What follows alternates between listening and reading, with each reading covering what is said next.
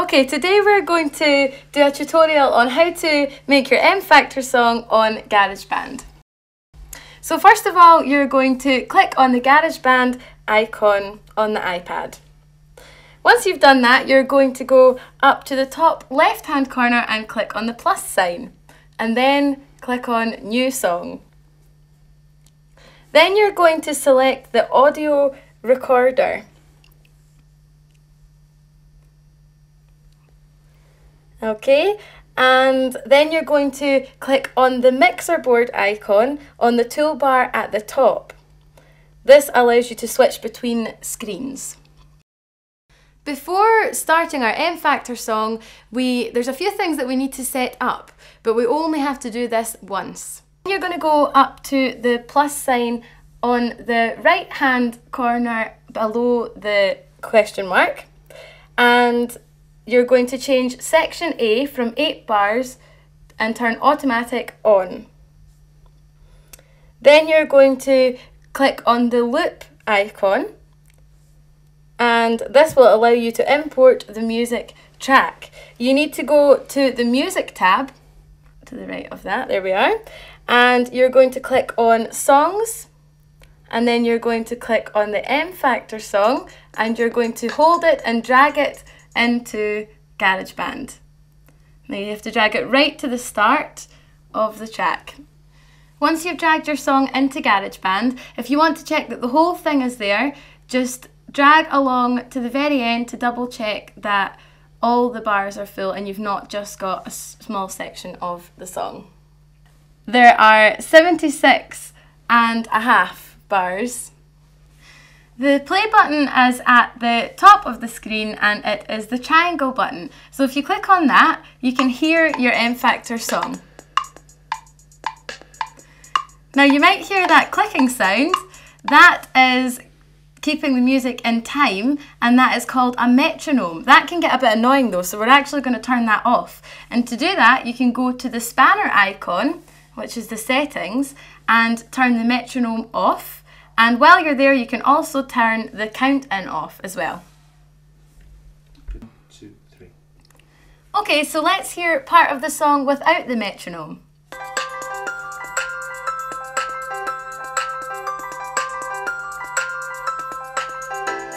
Okay, so to make sure that your track is at the very start, if you want to listen to it from the very start, then you click on the icon at the top next to the play button, and that'll scroll right back to the start. Now, if you want to scroll to the middle of the track or a bit later on, you just have to hold the line and just stretch it along, and that can take you to anywhere in the song. Now this is handy for if you want to add in vocals later on, but maybe not at the very beginning. Now we're going to have a look at some of the special effects that we can put on our track. So if you double click on the microphone icon next to the track, and up come a variety of different effects that you can use on your track. For example, a chipmunk or a robot or a monster. So if you click on any of these, you can hear your track sounding very different from it did before. So that's at normal.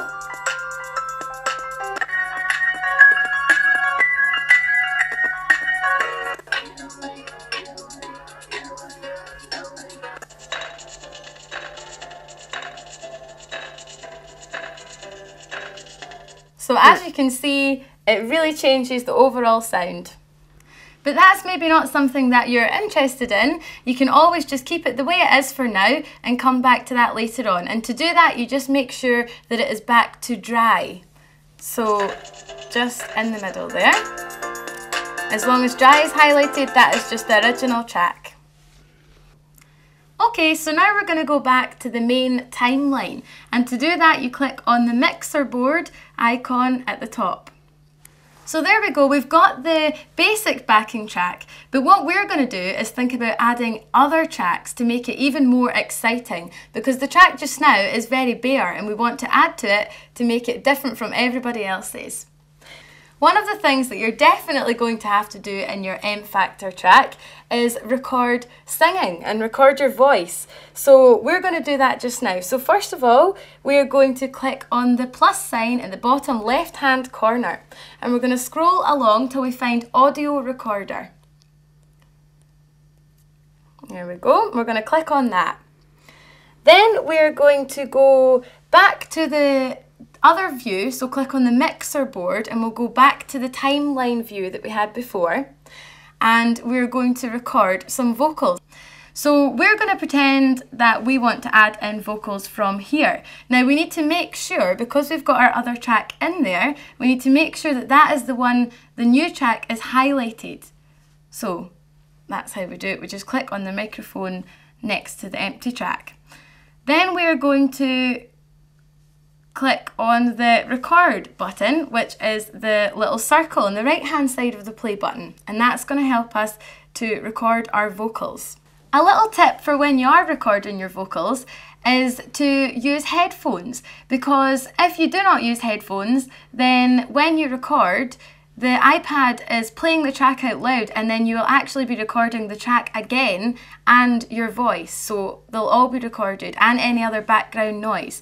But if you use headphones, then and only you can hear the track and you sing along, it's just recording your voice. So it's going to be really, really clear. Now it's time to record some vocals. So I'm going to demonstrate by singing along.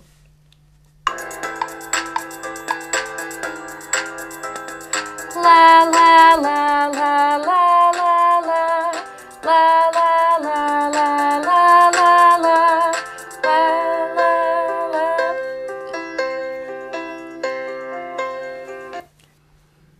Okay, so we've recorded some vocals. So now we're going to go back to the other timeline view by clicking on the mixer board icon again. And we can see that we have actually recorded our vocals. So to play this, you can make sure that the line is before the vocals come in, and then you're going to push play.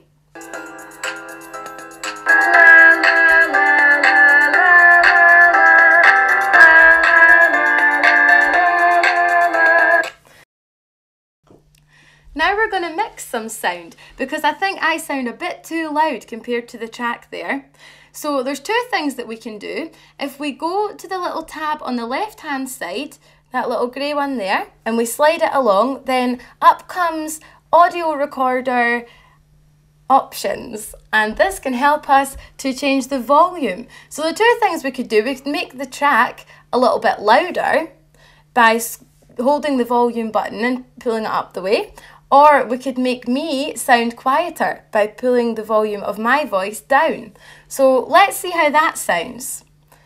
Now we just go back to the view again and we make sure that the line is at the start where we want to hear it from, and we push play.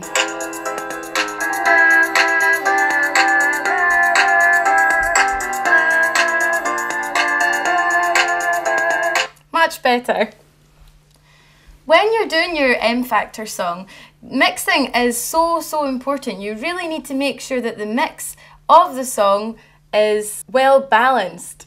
So for example, you might have guitars and you might add other drums, but if you have the drums too loud that you can't hear the vocals, that's not going to be the best. So for your M Factor song, you need to make sure that you make good decisions on what is most important and what you want to hear the most. So I was happy with the start of my vocal track there, but I didn't really like the end of it. I think it went a bit funny towards the end. So I want to delete some of it.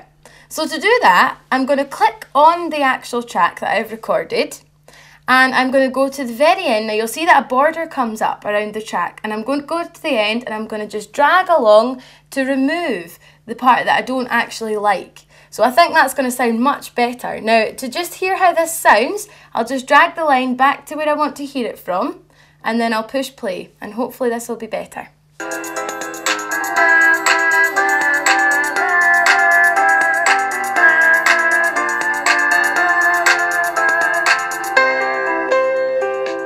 I'm almost there, but I think that there's still a little note on the end there that I don't really like and I want to get rid of. So I'm going to do the same again. I'm going to click on the track and I'm going to just pull the end ever so slightly back in, just to get rid of that last note that I didn't like.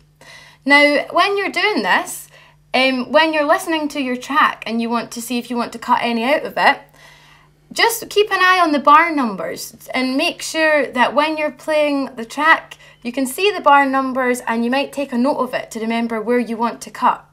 Let's have a listen to that and see if that is any better.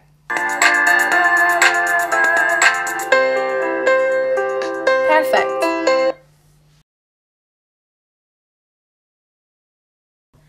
When you double click on the track, there are different things that you can do. For example, you can loop the track. Now, a loop is just having the track that you have recorded over and over and over again.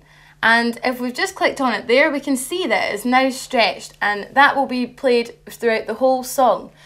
Now, remember that you can hold the end of the border to delete some of it. You don't have to use the whole thing, but you can manage where that goes in your track, and you do have that option to loop it. If you look at the top of the screen next to instruments, you can see the key for undo. If you click on that, that can remove anything that you have just done. So we'll go back, and there we have just the one track that we've recorded again. So if you ever make a mistake, remember where that undo button is, because it can come in handy to fix anything if you feel that you've gone wrong. Now, something that you might want to do with your track is reposition it. So if you click on it so that the border appears, and then you just drag it to wherever you want, because you might want it elsewhere in the track.